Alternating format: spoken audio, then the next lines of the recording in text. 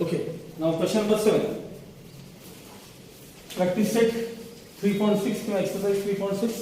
Question number 7 बघायचा आपल्याला. बरं.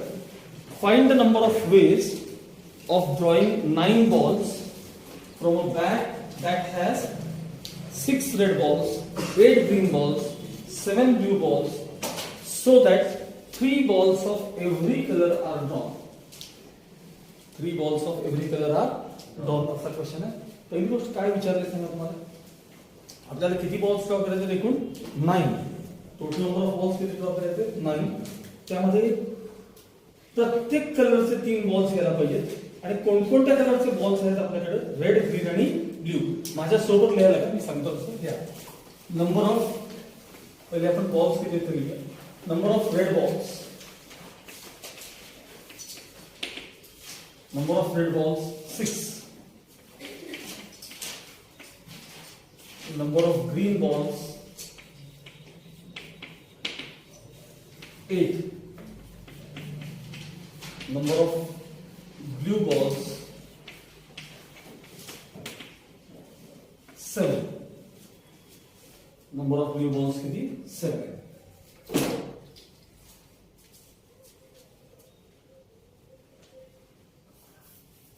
असेल 9 balls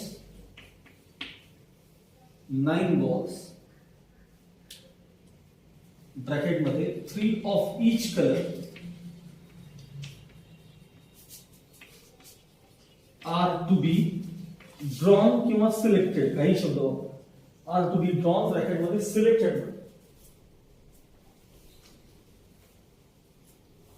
9 balls, 3 of each color are to be drawn, are to be selected. Next line. Number of ways is equal to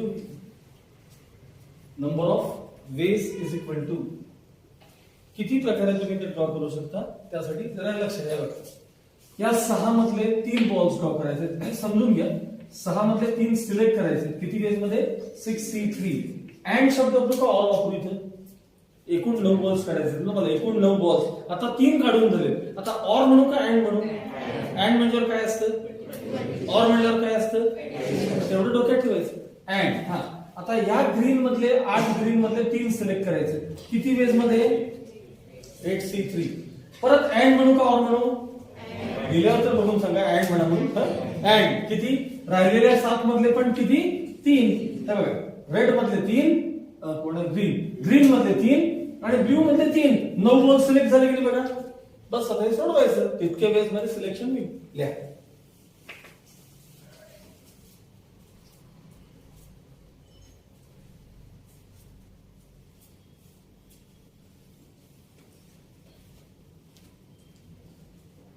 आता 6C3 direct कसं सोडायचं सांगितलं बघा मी तुम्हाला. हे बघा 6 नंबर 3 घर माग आणि खाली 3 फॅक्टोरियल लिहायचे इंटू 8 हा नंबर 3 घर माग 876 खाली 3 फॅक्टोरियल लिहायचे.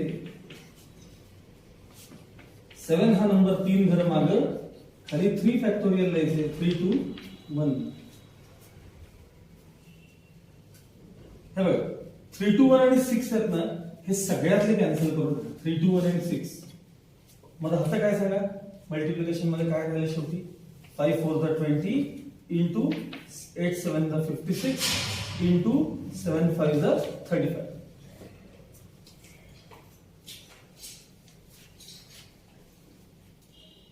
हे राहिलेले काय नंबर्स आहेत बघितले. आता हे 35 टू 70 म्हणजे 700 झाले ना. 56 इंटू 700 आपल्याला करायचं थोडक्यात. त्याचा आन्सर लिहितो. 2 0 दिले. 7 6 42, 7 5 35, 35 plus 4 39. Final answer 39,200 veg. इतक्या प्रकारे सिलेक्शन होऊ शकेल. 39,200.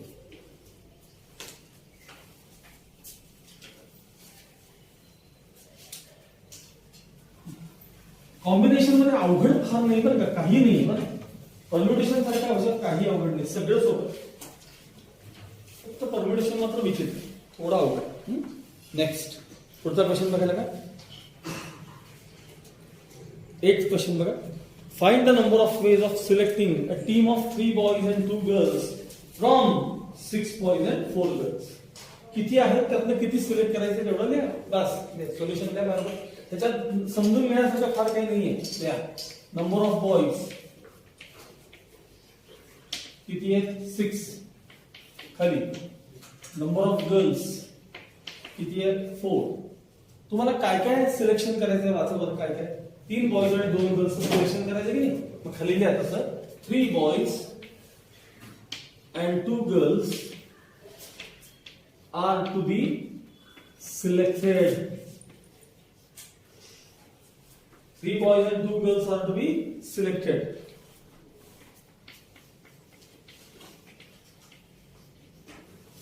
Last line, number of ways equals. 3 boys and 2 girls are to be selected. Number of ways equals. हे 6 आहेत की नाही. हे 6 मुलं बॉईज त्यातले तुम्हाला 3 सिलेक्ट करायचे. सांगा किती वेज मध्ये 63. अँड म्हणून का और म्हणून एवढंच बघायचं. अँड या 4 मधले तुम्हाला 2 गर्ल्स पाहिजे. 4 मधल्या 2 गर्ल्स किती वेज मध्ये बस सोडवा. आता हे संपलं आन्सर. 63 ला कसं सोडवायचं सांगितलं मी. 6 5 4 3 2 1. 4C2 कसं सोडवायचं. 4 3 2 1. 3 to the 6 कॅन्सल झाले. 2 to the 5 4 the 20 into 3 to the 6. Final answer 120 ways. इतक्या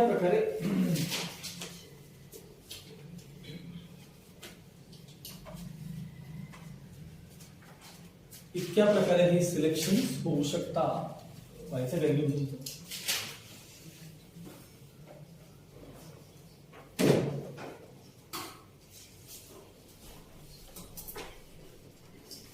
Ninth question आपल्याला सांगितलं. 9th question. After a meeting, every participant shakes hands with the other participants. If the number of shake hands is 66, number of shake hands किती झाले सांगा. 66 झाले असतील तर find the number of participants in the meeting. त्या meeting मध्ये किती participants होते असं विचारा. ठीक आहे. आत्ताच काय सांगितलं तुम्हाला. जर n पर्सन्स असतील n पर्सन्स तर नंबर ऑफ सेकंड्स किती होतात सांगा. NC2. कारण दोघं एक म्हणून सेकंड होतात ना. नंबर ऑफ सेकंड्सचा फॉर्म्युला थोडक्यात काय सांगा. NC2 आहे. मग आता खाली अशी लाईन लिहा. Let the number of participants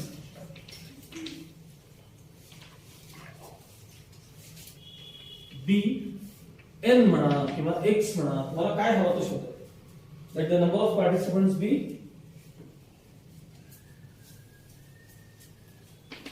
therefore number of shake hands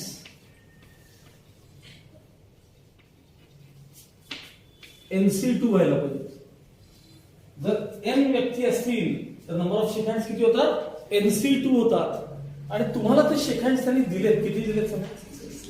खाली गिवन NC2 equal 66.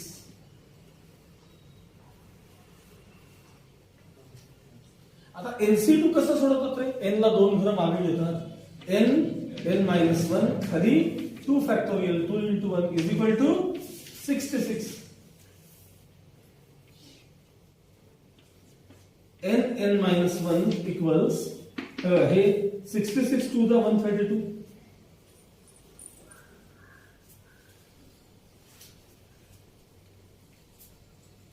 झालं. आता बघा n -1 is equal to 12 into 11 येतात का बघा. 132 येतात का बघा. 12 11 येतात का.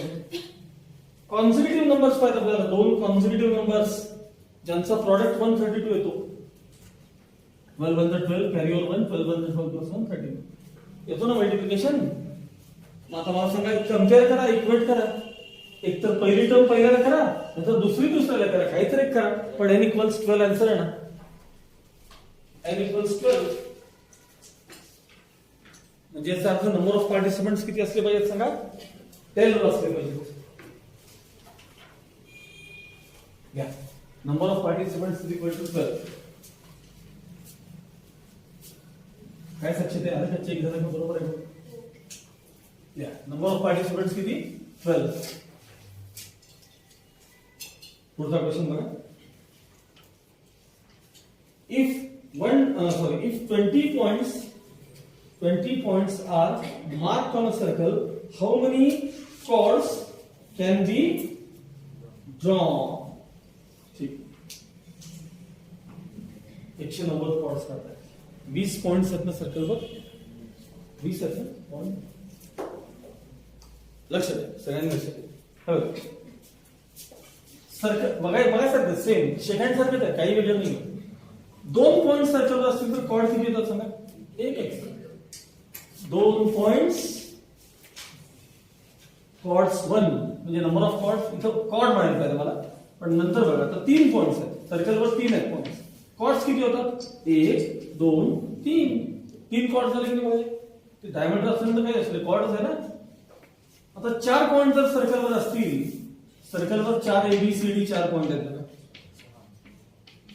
Cord AB, chord BC, chord CD, chord AD, chord BD, chord AC. 6 chord झाले. अरे मगासारखं द्यायला लागले ना हे, पण काय कळते की नाही काय चाललंय. 2 मुली होत्या तेव्हा 1 सेकंड झाला होता. आता इथं 2 पॉइंट्स आहेत तेव्हा 1 लाईन ड्रॉ झाली म्हणजे 1 कॉर्ड झाला. मग मला सांगा 2 पॉइंट्स असतील तर 2C2 कॉर्ड्स तयार होतात. 3 पॉइंट्स असतील 3C2 कॉर्ड्स तयार होतात. 4 पॉइंट्स असतील 4C2 कॉर्ड्स तयार होतात. तुमच्याकडे 20 पॉइंट आहेत सर्कलवर. नंबर ऑफ कॉर्ड्स किती होतील? 20C2. आणि ते सोडवायचं, जे येईल ते फायनल आन्सर. चल लिहा, लिहा. There are 20 points on a circle.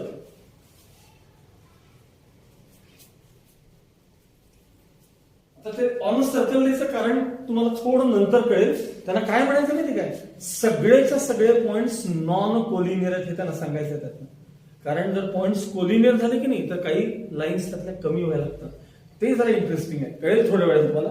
आता फक्त एवढंच आहे की सर्कलवर 20 पॉइंट आहेत म्हटल्यावर मला सांगा एका रेषेत 3 येतील का रे? सर्कलवरचे 3 पॉइंट्स कुठलं असं येऊ शकेल असं वाटतं तुम्हाला? म्हणजे हे जे 20 पॉइंट मी सर्कलवर ड्रॉ करणार नाही बघा, हे 20 पॉइंट कोणते 3 तुम्हाला एका रेषेत दिसतील सांगा? कोणते 3 एका रेषेत? वाट सहज विचार करा. कोणते 3 म्हणते मी? कोणतेही 3 एका रेषेत कोलिनियर. अरे म्हणून तर आपण एक थेरम शिकलो रे दहावीत, 3 नॉन कोलिनियर पॉइंट मधनं 1 and only 1 सर्कल पास होत. ते कशासाठी शिकवले? सर्कलवरचे 3 पॉइंट्स कधीही कोलिनियर असत नाहीत. जर 3 कोलिनियर पॉइंट्स असतील ना तर त्या तिघातनं सर्कल कधीच, तिघातनं म्हणतोय मी, तिघातनं सर्कल कधीही पास होत नाही. 3 पॉइंट्स कोलिनियर असतील ना, कोलिनियर एका रेषेत, तर त्या तिघातनं एक सर्कल पास होऊच शकत नाही. कारण तुम्हाला थोडंसं आता विषय सोडून सांगतो पण हे उपयोगाचं असतं बरं का. बघा 3 नॉन कोलिनियर पॉइंट जेव्हा असतात ना तेव्हा याचा परपेंडिक्युलर म्हणजे जोडलं तर याचा परपेंडिक्युलर बायसेक्टर, याचा परपेंडिक्युलर बायसेक्टर एका पॉइंटवर इंटरसेक्ट होतात. म्हणून इथून हे दोघे इक्विडिस्टंट आणि इथून हे पण दोघे इक्विडिस्टंट. हे तिन्ही पॉइंट्स इक्वल डिस्टन्सवर असेल तर त्या तिघातनं तुमचं सर्कल जातं. आता मला सांगा तिन्ही पॉइंट जर कोलिनियर असतील इथं तर याचा परपेंडिक्युलर बायसेक्टर, त्याचा परपेंडिक्युलर बायसेक्टर आयुष्यात कधी एकमेकांना इंटरसेक्ट होणार नाही. म्हणजे सेंटरच मिळणार नाही तुम्हाला. सेंटर नाही म्हणजे सर्कल नाही, साधी गोष्ट आहे. 10वीत मी सगळं शिकवलं रे, नीट ऐकत जावं, फार व्यवस्थित शिकवलं मी तुम्हाला. आठवतंय का बघा तुम्हाला? मी ते कॅरी करत जावं, हा शेवटपर्यंत लक्षात ठेवायचं जे शिकवतो. असू दे चला, त्यानिमित्तानं बाकीच्या थोडं बघायला मिळतं. चला, there are 20 points on a circle.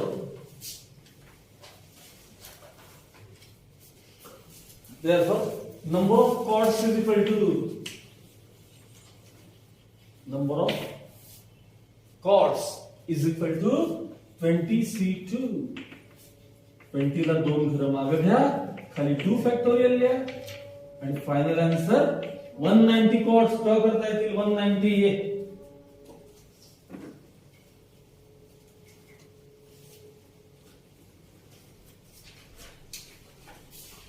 190 cords draw करता येतील आपल्याला. आता बघा सगळ्यांनी व्यवस्थित लक्ष द्यायचं.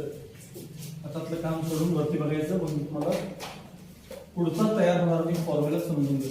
त्याच्यात आपण स्वतः फॉर्म्युले तयार करायला लागतात पण सोपे असतात.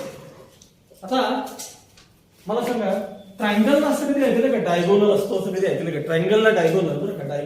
डायगोनल हा 4 साइडेड पासून पुढे चालू होतो. 4 साइडेड पॉलिगॉन पासून डायगोनल सुरू होतात. कुठल्याही क्वाड्रिलॅटरलला कसलाही असू दे, तो स्क्वेअर असू दे, रेक्टँगल असू दे, क्वाड्रिलॅटरलला एवढं महत्वाचं तर त्या क्वाड्रिलॅटरलला डायगोनल्स किती असतात? 2 असतात. बघा मी इथं नंबर ऑफ साइड्स लिहितोय ना, नंबर ऑफ साइड्स, आणि इथे डायगोनलची संख्या लिहितो. म्हणजे 4 साइडेड फिगर असेल तर 2 डायगोनल्स असतात. क्वाड्रिलॅटरल म्हणजे 4 साइडेड फिगर, त्यामध्ये 2 डायगोनल्स असतात. 2 डायगोनल्स. हा, आता हे कळलं कसे असतात हे दाखवलं. हे 2 डायगोनल असतात. आता आपण पेंटॅगॉन म्हणजे 5 साइडेड फिगर बघूया. पेंटॅगॉन नाव ऐकलं तू तुम्ही? Quadrilateral, pentagon, hexagon, heptagon, octagon, nonagon, nonagon, decagon असे शब्द ऐकलेत का तुम्ही? मग आता आपण पेंटॅगॉन करत आहोत. मराठीत सांगतो, 5 बाजू असलेली आकृती म्हणजे पेंटॅगॉन. 5 sided figure. हे बघा,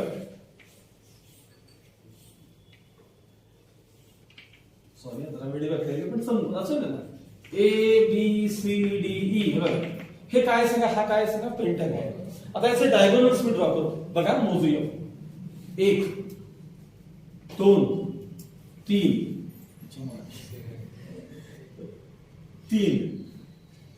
4 आणि कुठला राहिला का बघा, ह्याला जोडायला 5. सगळे जोडून दे. कुठलं राहिले बघा बघा, डायगोनल्स कुठले राहिले? मध्ये स्टार झाले असं वाटते का? बघा स्टार सारखे झाले. झालं, कम्प्लीट झालं. ह्याला किती डायगोनल्स मोजले आपण आता? किती मोजले? 5 झाले होते. डायगोनल्स 5 होते ना. फक्त मोजून बघायचं. एक काम करूया. थांबा थांबा थांबा थांबा, ते तुम्हाला कन्फ्युजिंग वाटणार तुम्हाला. जरा थांबा, मी कलर वापरतो, लगेच कळत. डायगोनल्स लगेच कळत.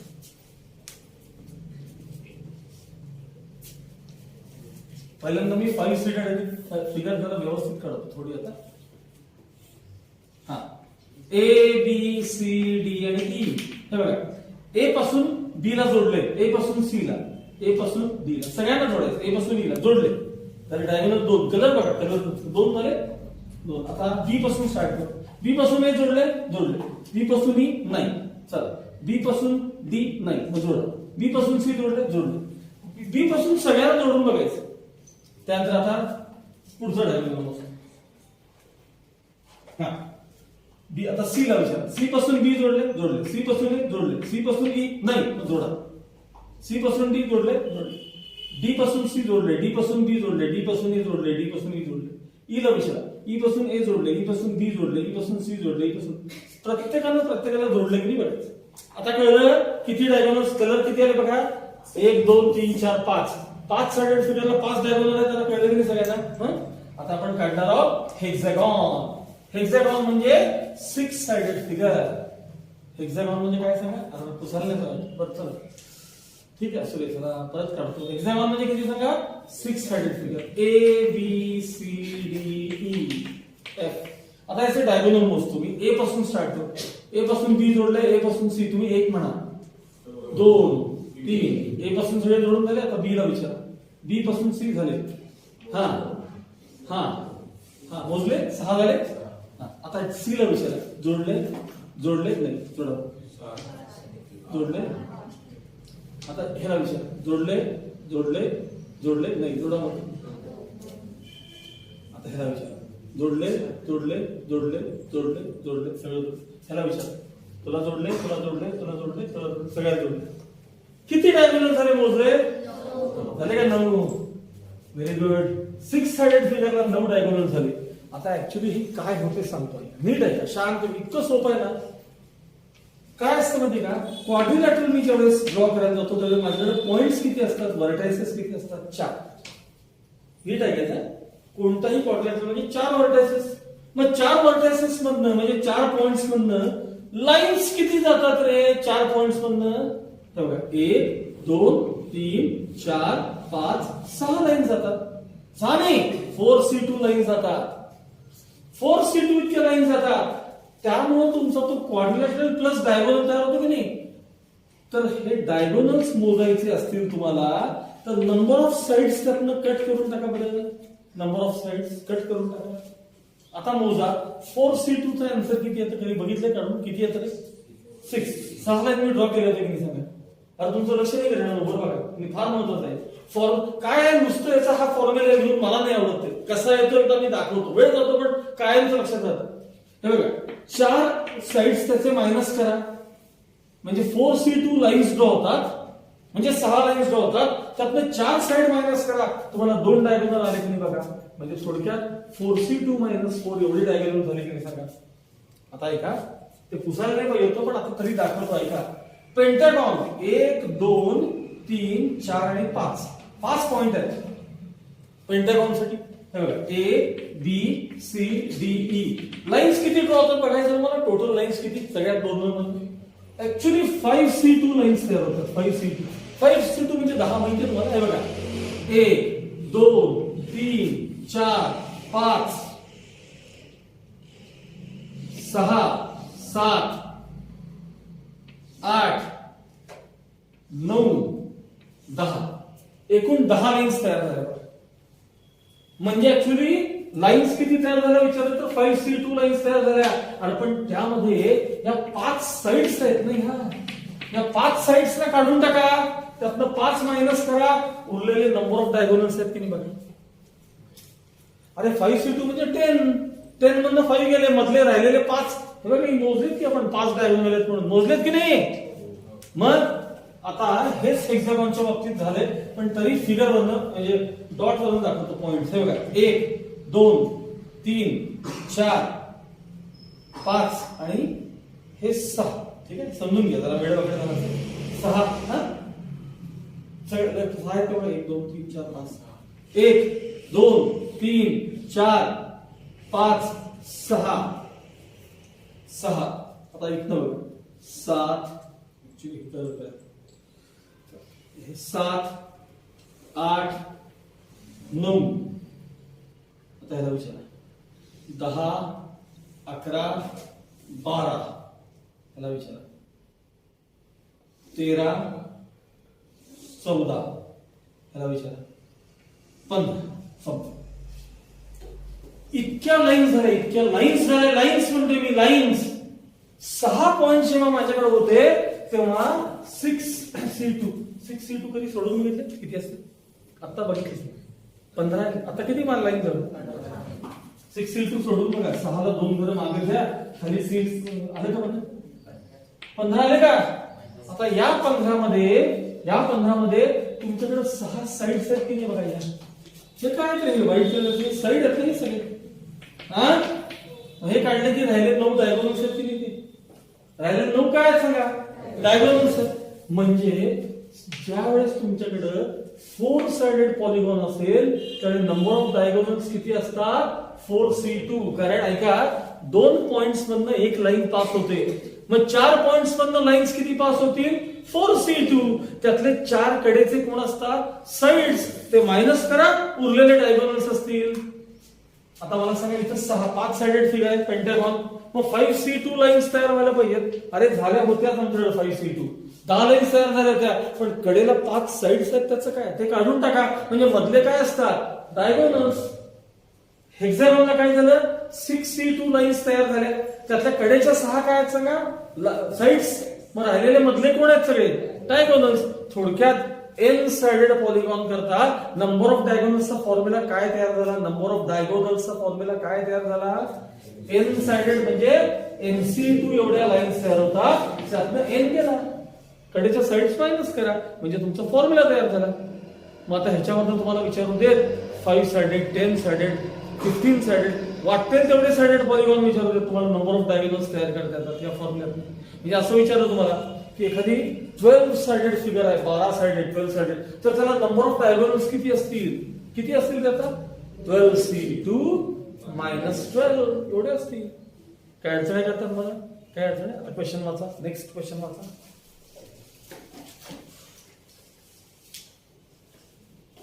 किती वाले find the number of diagonals of n sided polygon. In particular find the number of diagonals when n equals to and so n equals to and so. मग तुम्हाला साइड्स दिल्यात आणि त्यांचे नंबर ऑफ डायगोनल्स तुम्हाला विचारले. चला answer लिहायला सुरू करा. द्या असं नाही.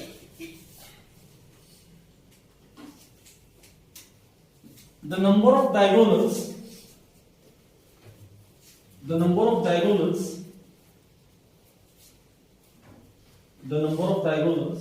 of n-sided polygon, number of diagonals of n-sided polygon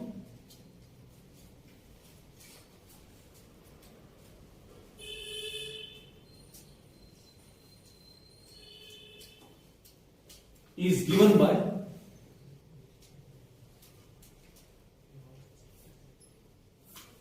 शक्यतो नेक्स्ट लाइन मध्ये number of diagonals is equal to nc2 minus n. आणि खाली जे काही 3-4 प्रश्न विचारलेत ना मला, त्यातलं कोणतं तरी एका प्रश्नाचं उत्तर द्यायचं आहे. चार पैकी एक. चला, when n equals 15, when n equals 15, खाली राहायचं number of diagonals is equal to 15c2 minus 15. number of diagonals 15c2 minus 15. मला सांगा 15c2 म्हणजे किती असतं? 15 बरोबर आहे. 15 14 upon 2 into 1. आणि पुढचे मायनस 15 आहे. 105 15 7 आणि त्यातनं 15 मायनस केले तर 0 येते की 15 मधले नाही.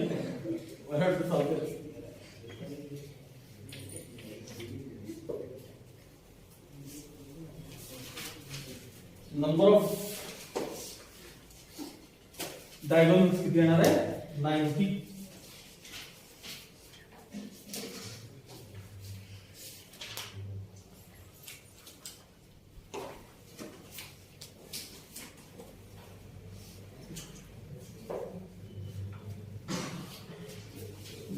लक्ष द्या सगळ्यांनी, लक्ष द्या. बोलत नाही काय शंका तुम्हाला? डाऊट असेल सांगा ना, मी सांगतो. नाही हे येत नाही काय? 2 किती लक्षात आले काय? 15 7 105 त्यात 15 केले 90 केले. बर, अरे बाळांनो लक्ष द्या. मला सांगा, 2 लाईन्स पॅरलल असतील तर त्यांना पॉइंट ऑफ इंटरसेक्शन किती?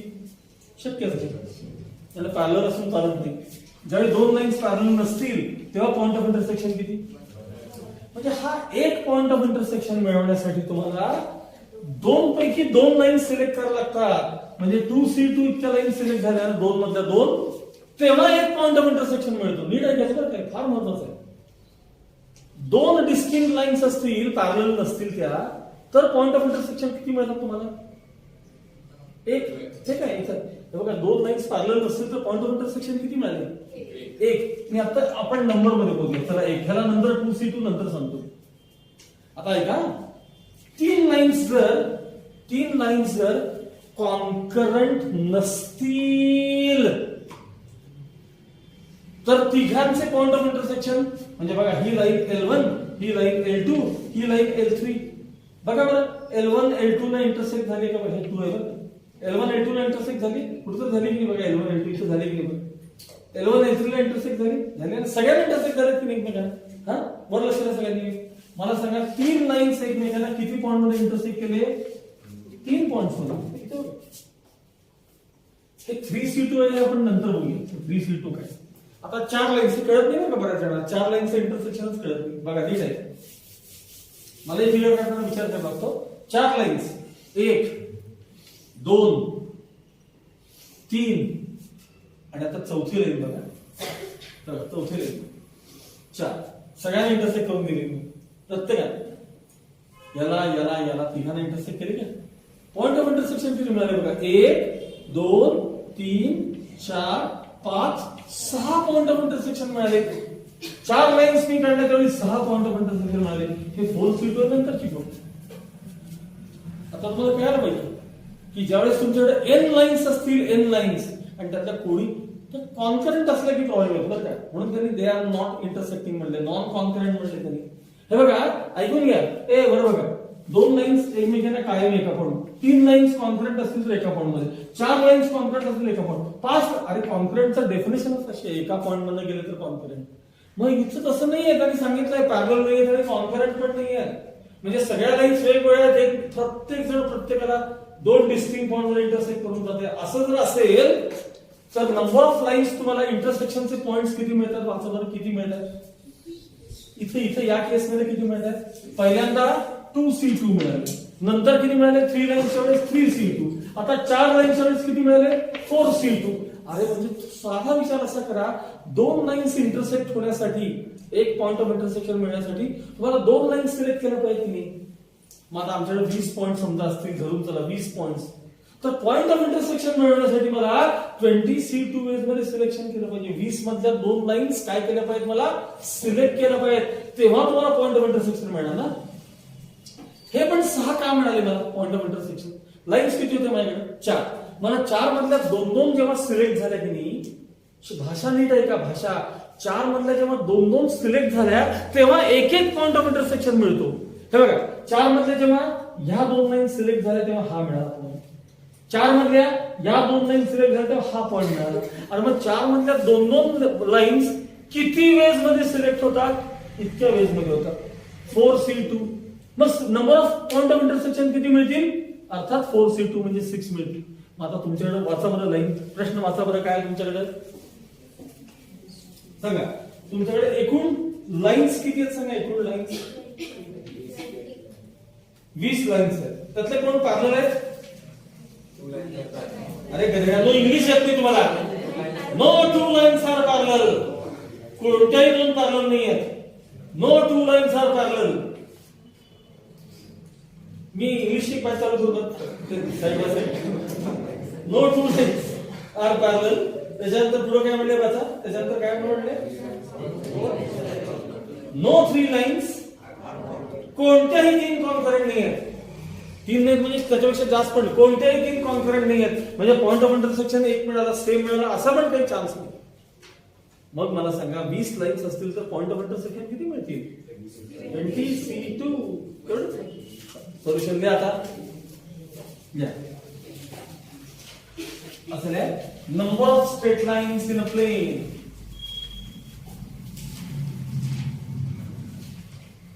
Number of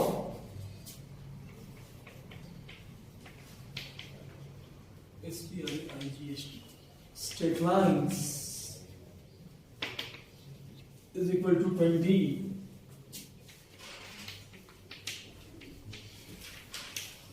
खाली लिहा, no 2 of them are parallel. No 2 of them are parallel. पुढे लिहा, no 3 of them are concurrent. No 3 of them are concurrent. कोणतेही 3 त्यातले कॉन्करंट नाहीत. म्हणून point of intersection, number of point of intersections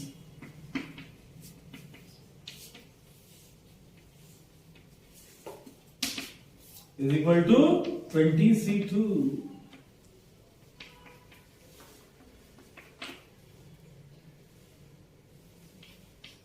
Final answer 190. Final answer किती? 190.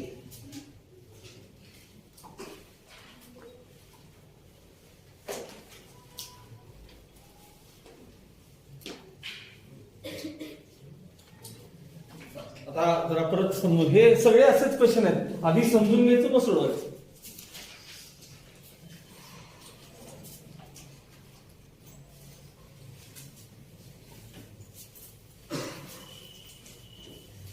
हा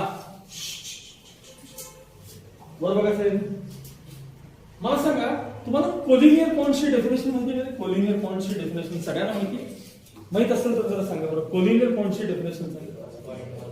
हा नाही, कॉन्करंट लाईन दिल्यावर नाही, कोलिनियर पॉइंट्स. कोलिनियर पॉइंट्स, हा मोर दॅन 2 म्हणजे थोडक्यात मोर दॅन 2 हा शब्द महत्वाचा. मला शब्द पाहिजे, 2 पेक्षा जास्त पॉइंट्स, मग किती असू दे, 2 पेक्षा जास्त पॉइंट्स जेव्हा एका लाईनवर असतात त्यांना कोलिनियर पॉइंट्स म्हणतात. म्हणजे मुळात 3 किंवा 3 पेक्षा जास्त, थोडक्यात 2 पॉइंट्स हे कायमच कोलिनियर असतात. 2 पॉइंट्स हे कायमच कोलिनियर असतात. का सांगा? अर्थात नाही, पट्टी तुम्ही इथं कशी लावणार, स्केल 2 पॉइंट व्हाईट ड्रॉ करा आणि त्याला स्केल लावून त्यातनं एक लाईन जाते की नाही बघा, मग ते कोलिनियर असतातच ना 2 पॉइंट्स. म्हणून 9वीचे बेसिक्स क्लिअर पाहिजे. 2 distinct points determine one only one line. एक लाईन ड्रॉ होतेच रे 2 पॉइंट मधनं. राहिला प्रश्न तिघांचा. जर ते नॉन कोलिनियर असतील, आता नीट ऐकायचा, तिन्हीच्या तिन्ही नॉन कोलिनियर असतील तर लाईन्स किती झाल्या सांगा? 3. आता 3 म्हणायचं नाही, इथनं पुढे मला उत्तर 3C2 पाहिजे. जर ते कोलिनियर असतील तर, बरं का, sorry non collinear, non collinear असतील, लक्षात तुझं अजिबात आजकाल. आता कोलिनियर असतील तर लाईन्स किती होतो? कोलिनियर असतील तर लाईन्स किती? बघा 3 पॉइंट्स कोलिनियर आहेत. इथं पण 6 लाईन्स होतात बरं का, 6 नाही सॉरी 3. 3C2 चा आन्सर 3 येतं ना. इथं पण 3च लाईन्स ड्रॉ होतात, पण आपण त्याला एक लाईन का काउंट होतं कारण सांगतो. हे बघा 3 नॉन कोलिनियर पॉइंट्स असतील, कोलिनियर असतील तर ऍक्च्युली एकच लाईन पास होते आपण असं म्हणतो, बरोबर पण आहे. पण मी काय म्हणतोय का, हे बघा या दोघांना एक लाईन पास झाली, एक मोजा 1. या दोघांना एक लाईन पास झाली, 2 म्हणा 2 झाली की. आणि या दोघांना एक पॉइंट पास झाली, 3 लाईन झाल्या. पण आपण त्याला एक का काउंट करतो तर त्याचं कारण सांगतो. 3 पॉइंट्स आहेत म्हणल्यावर 3C2 लाईन्स तयार व्हायला पाहिजे. मायनस त्यामध्ये जेवढे पॉइंट्स कोलिनियर होते की नाही, जेवढे पॉइंट्स त्यातून पास होणाऱ्या ज्या लाईन्स आहेत ते त्यांची संख्या मायनस करावी लागते. म्हणजे ऐका, नीट ऐका, या तिघातनं पास होणाऱ्या तिन्ही कोलिनियर आहेत की नाही, मग त्यातनं पास होणाऱ्या ज्या 3C2 लाईन्स आहेत त्या मायनस कराव्या लागतात. मग तर काय राहिलं? 3C2 मधून 3C2 गेले नाही, आधी मला मान्य की गेले 0 राहिले. अरे पण शेवटी तुम्ही लाईन म्हणून एक काउंट करणार की नाही, हे अजिबात कळत नाही मी काय म्हणतोय. लाईन म्हणून एक त्याला काउंट करणार की नाही, मग तो 1 ऍड करावा लागतो. इतक्या लाईन्स तयार होतात. फार विचित्र आहे काय, फार विचित्र आहे. नीट आहे का, सोपं आहे पण समजायला अवघड आहे. बघा 3 नॉन कोलिनियर पॉइंट्स असतील तर 3C2 लाईन्स तयार होतात, म्हणजे 3 लाईन्स तयार होतात, साधी गोष्ट. पण जर ते 3 कोलिनियर असतील तर 3C2 लाईन्स तयार व्हायलाच पाहिजे. झाल्या पण होत्या, मी दाखवलं होतं बघा, 1 2 आणि मोठी 3 एवढ्याच लाईन्स तयार झाल्या. पण त्यातले किती कोलिनियर आहेत? 3. मग तेवढे 3C2 मायनस करा. आपण शेवटी एक लाईन म्हणून त्यांना काउंट करा ना, एक लाईन म्हणून तो प्लस 1 करा. आता पुढचं बघा, हे 3 मध्ये कळत नाही, चौघात कळतं. चौघात लक्षात नीट ऐकायचं. 1 2 3 4 पॉइंट्स कसे सांगा, हे नॉन कोलिनियर आहेत. लाईन्स किती? 1 2 3 4 5 6, म्हणजे 4C2 लाईन्स तयार होतात. 4C2 लाईन्स तयार होतात की नाही. आता नीट ऐकायचं माझा, नीट ऐकायचं, लक्ष द्या. हे बघा 1 2 3 4, आता पण 4च पॉइंट आहेत. पण त्यातले 3 कसे आहेत सांगा, त्यातले 3 कसे आहेत सांगा. आता लाईन्स किती येतात बघा, आता लाईन्स 1 2 3 4, किती लाईन्स तयार झाल्या? 4. किती लाईन्स झाल्या ते कसं झालं सांगतो तुम्हाला. ऐका, अरे इथं 1 2 3 4 पॉइंट्स होते की नाही, मग इथं पण 6 लाईन्स तयार व्हायलाच पाहिजे. आणि झाल्यात पण, बरं का, झाल्यात पण दाखवतो तुम्हाला. हे बघा 1 2 3 4 या दोघांना, 5 या दोघांना आणि या दोघांना 6. म्हणून मला सांगा, जर कोलिनियर पॉइंट्स असतील ऍक्च्युली त्यातले 3, तर मला सांगा 4C2 लाईन्स तयार व्हायलाच पाहिजेत. 4 पॉइंट्स आहेत ना तुमच्याकडे, कोण? 4C2 लाईन्स तयार व्हायलाच पाहिजेत.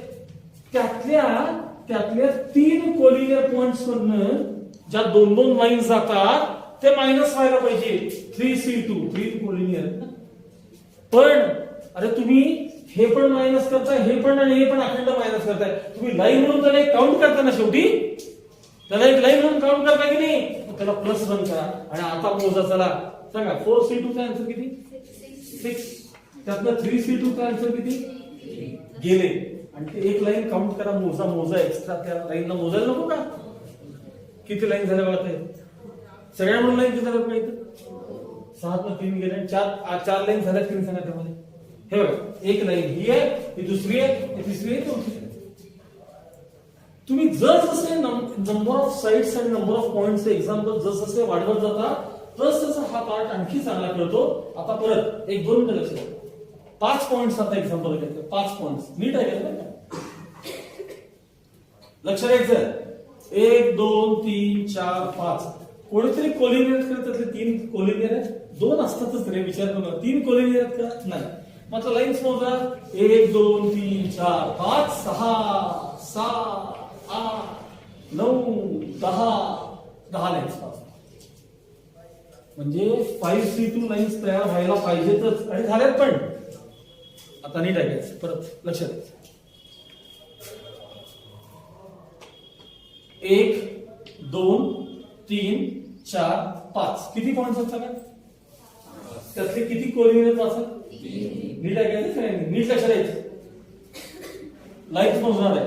1 2 3 आता याला बघा 4 5 6 7 8 किती झाले तुम्ही? 8 लाईन्स तयार झाले. आता अशा 8 का झाल्या सांगतो. तुमच्याकडे 5 पॉइंट होते की नाही, मग 5C2 लाईन्स तयार व्हायला पाहिजेतच. इथं पण त्या झाल्या, पण त्यातले 3 पॉइंट्स कोलिनियर आहेत की नाही, मग 3C2 म्हणजे ही लाईन ही लाईन ही लाईन मायनस करून टाका. ठीक आहे, 3C2 मायनस झाले. अरे मग एक लाईन शेवटी हिला काउंट नको का व्हायला, म्हणून +1 करा. चला 5C2 चा आन्सर किती? एवढं येतं यार पाहिजे बाबा. 5C2 चा आन्सर किती? -3C2 चा आन्सर किती? 10 न 3 गेले किती राहिले? मग 7 लाईन झालं तर 8 लाईन झालं होत्या. आता तुम्ही 3C2 मायनस करता म्हणजे त्यातलं काहीच पकडत नाही. विचारायला एक लाईन पकडा की त्याला, म्हणून ते +1 करायचं असतं. मी काय म्हणलं, जेवढे नंबर ऑफ पॉइंट्स वाढत जातात तेवढं ते हळूहळू कळायला. तर म्हणून कोलिनियर की त्रास देतो बघा, लक्षात ठेवा. आता हेच एक्झाम्पल एक आणखी पॉइंट वाढवतो त्यात, म्हणजे 5 मध्येच पॉइंट कोलिनियर मध्ये वाढवतो बघा. 5 मध्ये कोलिनियर मध्ये वाढवतो. लक्ष सगळ्यांचं वरच पाहिजे. 1 2 3 4 5 पॉइंट त्यातले 4 कोलिनियर का बघा. आता लाईन्स किती येतात बघा. 1 2 3 4 5 लाईन्स तयार झाल्या. आता असं काय झालं सांगतो. तुमच्याकडे पॉइंट्स किती होते? 5. 5C2 लाईन्स तयार व्हायला पाहिजेतच आणि झाल्यात पण. झाल्यात. आता एकदा दाखवतो. हे 10 आहेत का? 10 मोजा. 1 2 3 4 बघा. 4 5 6 7 8 9 आणि ह्यातनं इथनं गेलेली 10. काय चाललं कळतं का? 10 लाईन झाल्या इथं पण. 10 लाईन इथं पण झाल्यात. मायनस किती पॉइंट्स कोलिनियर आहेत? 4. ते कमी व्हायला पाहिजेत 4C2. आता बघा 5C2 10 4C2 किती? 6. 6 न 4 10 न 6 गेले 4 झाले. आमच्या 4 लाईन झाल्या तर 5 झाले तर. आणि तुम्ही काय करताय माहिती का, हे जे मायनस करते की नाही 4C2, ती काय मायनस करते माहिती का 4C2? हे बघा काय काय मायनस केलं सांगतो. 1 2 3 4 5 आणि 6 सगळंच मायनस करताय. मग शेवटी ती लाईन म्हणून काउंट व्हायला पाहिजे की नाही, म्हणून त्याच्यात +1 करायचं असतं. आता कळलं का सगळ्यात शेवटी +1 काय लागलं? बस की. आता किती एक्झाम्पल दिले तुम्हाला. म्हणजे तुमच्याकडे ऐका, आता लक्ष द्या, नीट ऐका.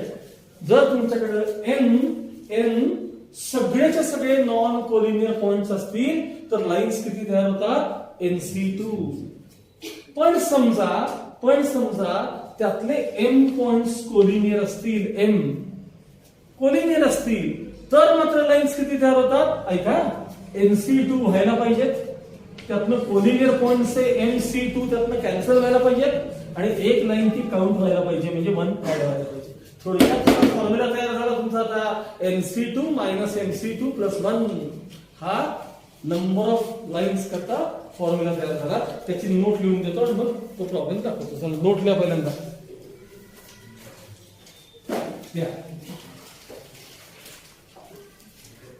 असं लिहा. If there are note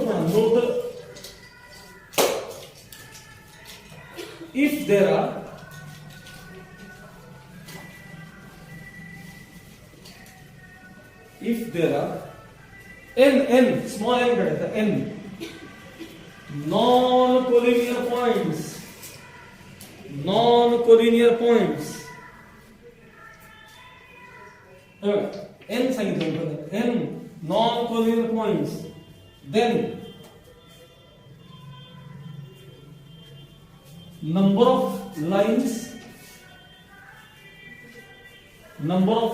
passing through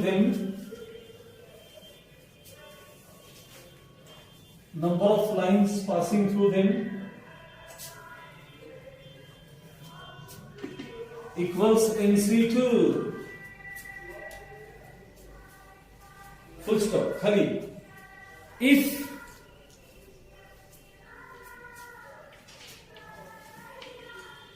m points out of n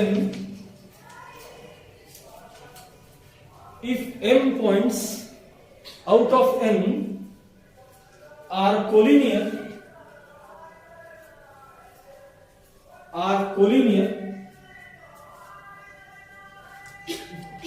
बघा काय दिलंय, if m points out of n are collinear, then खालच्या बाजूला then number of lines is equal to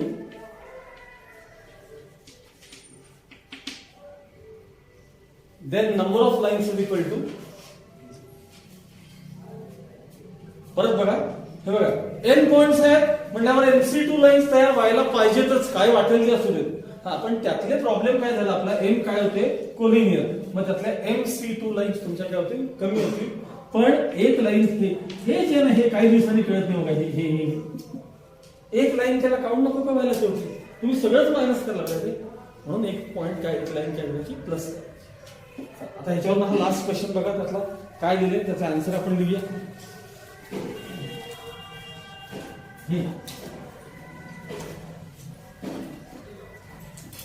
13 question बघा काय म्हणजे 10 points are plotted on a plane.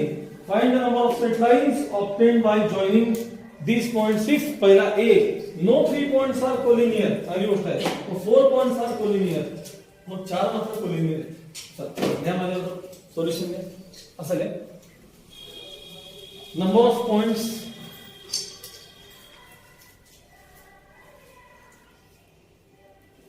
Points is equal to काय म्हणले त्यांनी 10.